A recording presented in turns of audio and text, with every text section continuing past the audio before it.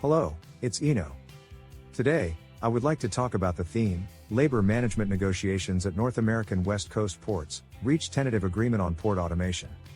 North American labor and management negotiations have reportedly reached an agreement in the long-running negotiations, removing one major hurdle and allowing negotiations to now focus on wages. The ILWU, on the side of West Coast dockworkers, reached a tentative agreement in negotiations with the employer, PMA, on cargo terminal automation, clearing one of the major hurdles in labor management negotiations. This leaves negotiations with wage negotiations remaining. The tentative agreement represents a major step forward in negotiations since an agreement on health care benefits was reached last summer. However, PM issued a statement late last Thursday saying that key issues remain unresolved and that some Southern California dockworkers continue to interfere with port operations.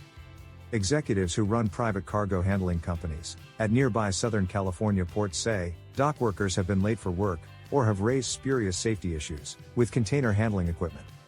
Earlier this month, dockworkers in key positions failed to show up for their shifts at the terminal, effectively shutting down operations for 24 hours.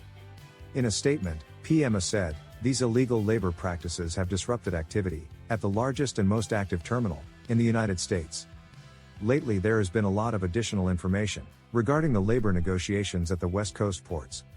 As expected, it has been going on for almost a year, and it seems that a resolution is in sight.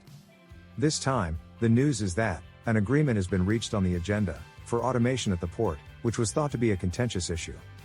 If ports are automated, dockworkers' jobs will gradually decrease.